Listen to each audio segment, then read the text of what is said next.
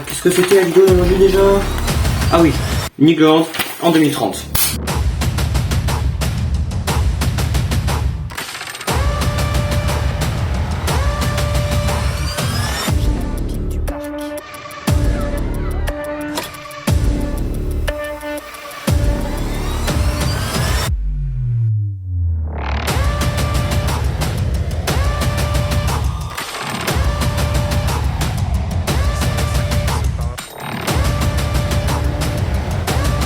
Bonjour à tous, parc fan avides de découverte. Aujourd'hui on se retrouve pour continuer le concept des parcs en 2030 et on continue fort avec Nigloland.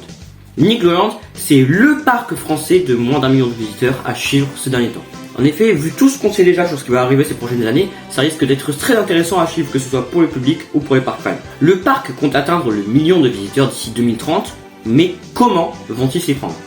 C'est la question à laquelle nous allons répondre dans cette vidéo. Mais avant ça, je vous propose de faire un petit récap des dernières nouveautés du parc. En 2014, Alpina Blitz, la première grosse machine du parc. Un coaster McRides qui s'inspire grandement de Piraten à Dur Summerland, construit par Intamin, qui devait à l'origine construire le coaster. Intamin n'a pas voulu construire des sièges plus confortables, et le hérisson s'est donc tourné vers McRides. En 2016, le Donjon de l'Extrême, une tour de chute de 100 mètres de haut, accompagnée de la tour des petits fantômes qui poursuivent l'ascension du parc dans une dimension nationale. En 2021, le Noisette Express, premier gros projet de la nouvelle direction du parc, et qui est un très bon family coaster. En 2021, Krampus Expedition, un water coaster McRide qui marque l'entrée du parc dans l'ère de la thématisation et des storylines. En 2022, les 35 ans du parc, avec notamment la rénovation des hérissons de la forêt magique et du Niglo Show. Le parc a une volonté de rénover toutes ses attractions pour que son offre soit nickel, et comme vous le verrez, ça aura son importance pour la suite. En 2023, la rénovation de la rivière enchantée sera transformée en rivière des fées avec un nouveau thème, de nouveaux décors et une bande son originale. On voit bien que le parc semble refaire à neuf toutes ses attractions. Et finalement, ça paraît logique. Pourquoi s'étendre en créant des nouvelles attractions si celles déjà présentes sur ton parc ne sont pas satisfaisantes? Après avoir construit une Noisette Express, avoir rénové les hérissons de la forêt magique et la rivière des fées, le parc continue de s'attaquer au village merveilleux en rénovant en 2024 les dragons volants. L'attraction change de nom pour devenir l'envol des papillons avec une nouvelle gare, une nouvelle file d'attente, des nouveaux trains. Une nouvelle zone également dans le parc est créée, la forêt de Niglo, qui comprendra l'envol des papillons, les hérissons de la forêt magique, Noisette Express et les abeilles, je crois. Afin de permettre à un plus grand nombre de visiteurs de venir découvrir ces nouveautés, Nigloland va également mettre en place un système de navette entre le parc et la gare de Vendeuvre-Nigloland, à 8 km du parc. Il y avait aussi une application prévue pour la saison 2023, mais qui n'a toujours pas pointé le bout de son nez, à voir si celle-ci arrivera sur la saison 2024. Si vous avez plus d'informations sur pourquoi est-ce que l'application est en retard, n'hésitez pas à me le dire dans les commentaires. En plus de rénover ses attractions, le hérisson remettra au goût du jour en 2025 son offre d'hôtellerie, en rénovant son hôtel des pirates et en le rethématisant sur un thème tropical, ainsi qu'en y ajoutant 20 lodges en bois au bord d'une rivière. Cette même année, le parc ouvrira un espace de parking pouvant accueillir 100 camping-cars. Le parc a annoncé vouloir rénover la Ronde des Canards et le Petit Poucet, mais pas plus d'informations sur la date. Personnellement, je parierais sur 2025 afin de compléter la création de la forêt de Niglo, de finir de rénover cette zone du parc, avant de s'attaquer à la rénovation d'une autre zone du parc dont nous allons parler dans quelques instants. D'ailleurs, petite pause dans la vidéo pour présenter les principales sources qui ont servi à l'écriture de celle-ci. En premier lieu, l'épisode 6 de Parc et Loisirs Magazine, notamment son interview de Rodolphe Gélis. En second, l'épisode de 7 à 8 du 29 mai 2023. Et en dernier, les deux interviews de Rodolphe Gélis dans le podcast Puissance Park.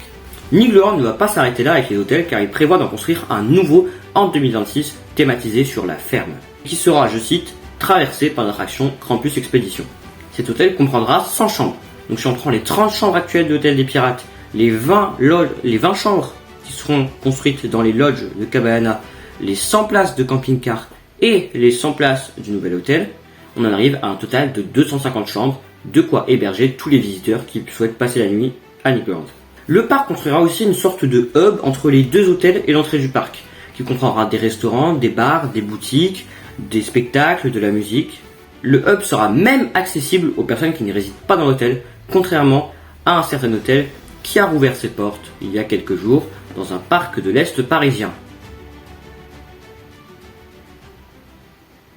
Et en 2026, ils vont faire un petit, mais alors tout petit truc, ça je crois.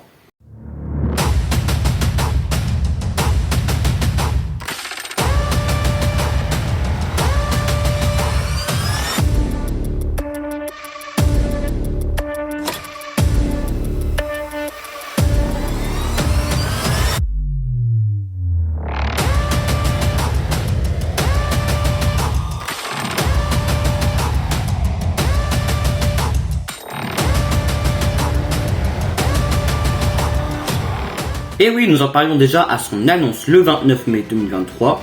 Le parc ouvrira en 2026 sa nouvelle plus grande attraction, un multi-launch coaster à inversion avec 2 trains de 16 places, 43 mètres de hauteur, tout ça pour un parcours de plus d'1 minute et un débit de 800 personnes par heure. Situé au fond de la zone canadienne, le coaster s'intégrera au sein d'une zone thématique située autour du lac du Mississippi, ce qui permettra des interactions très intéressantes entre l'eau, le coaster et le bateau à houle.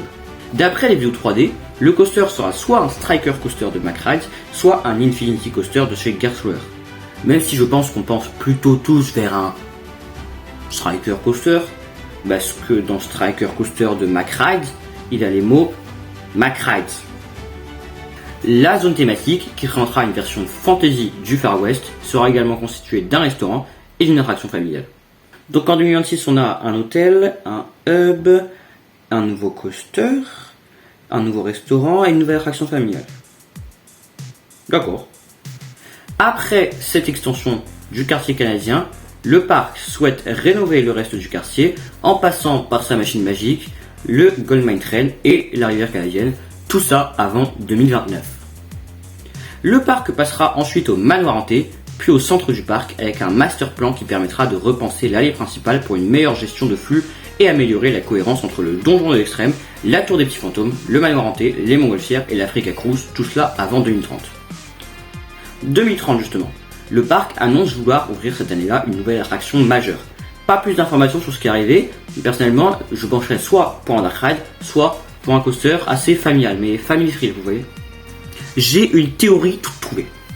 Vous voyez la liste des attractions qu'ils ont citées, vouloir lier entre elles thématiquement. Il y en a une qu'ils ont oubliée. C'est Dinosaur Aventure. Donc soit, même eux se souviennent même plus que cette attraction existe, ce qui expliquerait le fait qu'elle soit toujours là.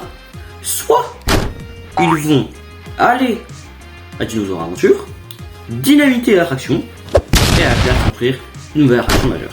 Qui bien sûr s'intégrera dans le thème de la nouvelle zone thématique qui reliera toutes ces attractions. Rien annoncé sur la rénovation de Spatial Experience, qui en aurait bien besoin. Mais rénover l'attraction aurait un coût astronomique. En effet, en plus de refaire le bâtiment, de refaire les rails, de commander de nouveaux trains, c'est-à-dire en fait tout bulldozer, tout remettre, il faudrait en plus de ça refaire les fondations. Et oui, car les fondations ne sont plus aux normes, elles sont toujours aux normes de 1998 à non-ouverture du coaster. Et vous aimeriez quoi comme nouveauté à Nigloland en 2030 ? Dites-le moi dans les commentaires juste ici. N'hésitez pas non plus si vous avez aimé la vidéo à vous abonner à cette chaîne YouTube, à me rejoindre sur TikTok et Instagram. Sur ce, je ne fais pas durer cette vidéo plus longtemps et merci à tous. Ciao.